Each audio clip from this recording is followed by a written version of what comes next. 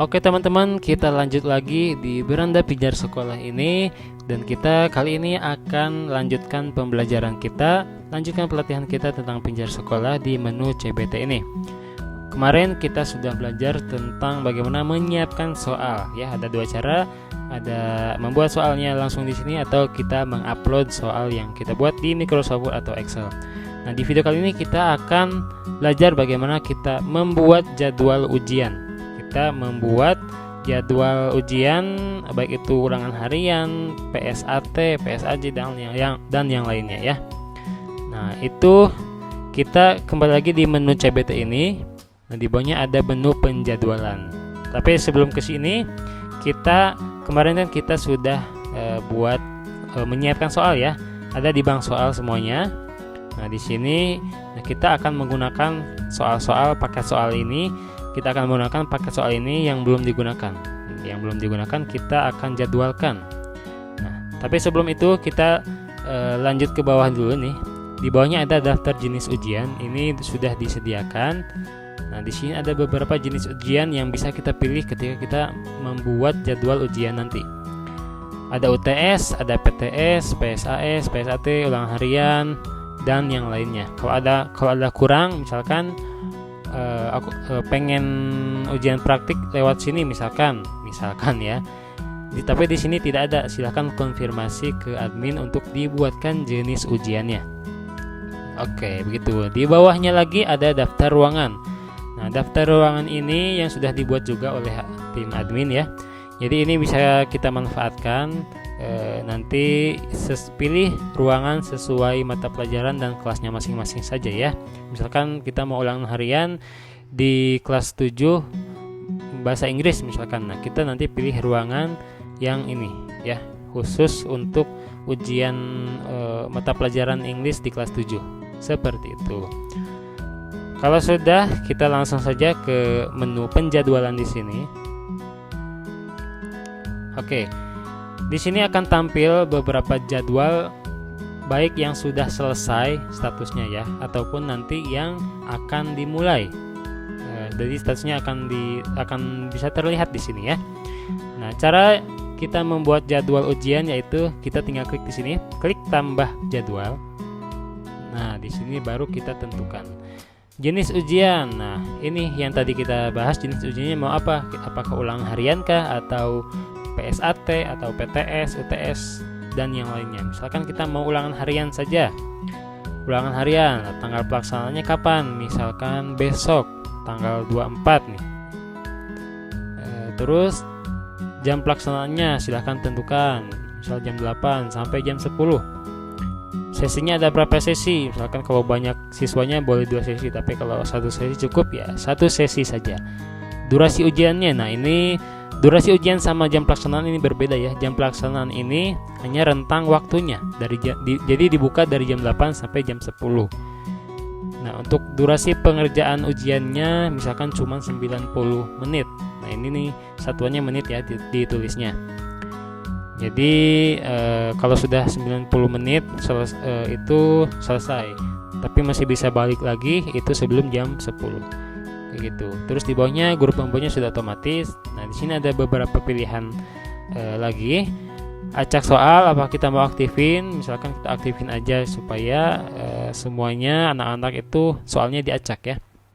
Terus tampilkan nilai atau tidak. Jadi ini pilihan untuk menampilkan hasil nilai ujiannya ke anak-anak atau tidak.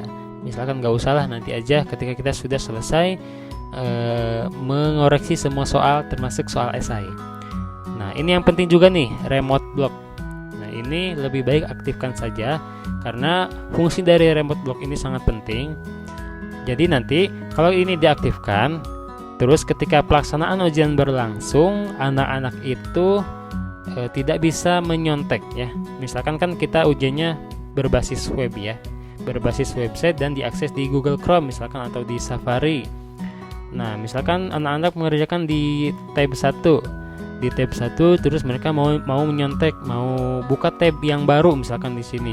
Buka tab baru kemudian mereka searching. Nah, ketika mereka kembali ke tab ujian, ke halaman ujian itu akan otomatis diblokir. Jadi tidak bisa masuk kembali ke halaman ujian mereka. Nah, itu fungsi dari remote block. Nanti akan ada pemberitahuan di guru, di halaman guru di pelaksanaan di sini, yaitu keterangannya itu siswa itu terisolir. Jadi terblokir ya, artinya tidak bisa mengerjakan soal. Dan itu hanya bisa dibuka oleh guru yang bersangkutan ya. Misalkan, Miss, Sir, aku nggak sengaja klik buka tab yang baru, pengen dibuka blokirnya, itu bisa ya, seperti itu. Jadi ini cukup penting untuk menghindari anak-anak menyontek melalui Google atau ChatGPT dan yang lainnya ya. Kalau sudah, kita klik selanjutnya. Nah, baru di sini kita pilih paket soal. Nah, kemarin atau sebelumnya kita sudah bikin paket soal ya.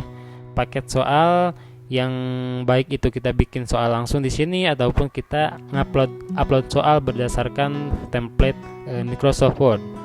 Nah, kita tinggal pilih aja mana materi yang akan kita ujiankan, akan kita masukkan ke ulangan harian nanti. Soal-soal mana? Misal kita kemarin bikin paket soal tentang Microsoft Office Pro. Nah, ini yang bisa kita pilih ya, yang belum digunakan. Nah, kita tinggal klik aja di sini checklist. Dan ini bisa lebih dari satu ya. Nah, bisa lebih dari satu paket soal yang mau kita masukkan. Misalkan ini kita kombinasikan. Di sini ada soal-soal tentang bab 1, kemudian di bawahnya lagi ada soal tentang bab 3. Nah, kita bisa kombinasikan. Itu bisa kita gunakan di ujian akhir semester ya. Jadi makanya kita dalam pembuatan paket soal itu kita per bab saja, supaya kita bisa pilih, bisa gunakan kembali soal-soal dan kita masukkan ke dalam ujian semester. Jadi tinggal pilih aja bab berapa aja yang mau kita masukkan soal-soalnya ya. Itu misalkan di sini kita ulangan harian tentang bab 1 atau bab 3 misalkan ya. Tinggal klik selanjutnya. Nah, di sini jumlah soalnya akan tertampilkan di sini. Jumlah soal yang terdeteksi di sini ada 5, dan kita juga bisa memilih berapa jumlah soal yang akan kita tampilkan. Misalkan semuanya 5. Kita tinggal klik selanjutnya, dan di sini baru kita tentukan soalnya. Nah, kenapa cuma kelas 7 saja? Di sini tidak ada pilihan kelas 8 dan kelas 9. Karena kita di paket soal yang tadi kita tentukan itu, kita ketika membuat paket soalnya itu sudah ditentukan hanya untuk kelas 7 ya. Karena memang materinya juga itu materi kelas 7. Nah, baru di sini kita pilih ruangan sesuai kelas dan mata pelajaran kita. Kelas 7 materi atau mata pelajaran IT misalkan. Nah, di sini ya. Pengawasnya sudah tentu kita, dan kita tinggal di sini klik pilih. Nah, kalau sudah klik pilih akan tampil siswa-siswa kelas 7. Di sini kita tinggal klik pilih semua. Nah, kalau misalkan ada satu siswa yang mau susulan, misalkan tidak bisa hadir, sudah konfirmasi tidak bisa hadir, susulan saja, tinggal kita unchecklist saja di sini ya. Tapi misalkan semuanya aja siswanya, ya udah kita klik semua. Kalau sudah, kita tinggal klik simpan. Oke, sukses, dan ini sudah selesai dijadwalkan. Itu ya. Nah, ini ya keterangannya ada di paling atas ini. Jadi dijadwalkan hari Selasa tanggal 24, materinya ini, nama paketnya juga ini ya sesuai materi. Kemudian jenis ujiannya yaitu ulangan harian. Ada satu sesi dan ini durasinya segini, belum dimulai karena memang dimulainya besok ya. Dan ini masih bisa diedit ya. Tapi kalau ini sudah selesai terlaksanakan, ini tidak bisa diedit atau tidak bisa dihapus. Kayak gitu ya. Nah, oke, itu cara-cara untuk menjadwalkan ujian, baik itu ulangan harian, ujian, pelaksanaan ujian semester, dan yang lainnya ya. Itu saja untuk video kali ini, semoga bermanfaat. Kita sudah belajar tentang bagaimana menjadwalkan ujian. Nah, selanjutnya tentang pelaksanaan ujian nanti kita akan bahas di video selanjutnya. Terima kasih atas perhatiannya, selamat mencoba, semoga bermanfaat, dan kita ketemu di video selanjutnya. See you next time.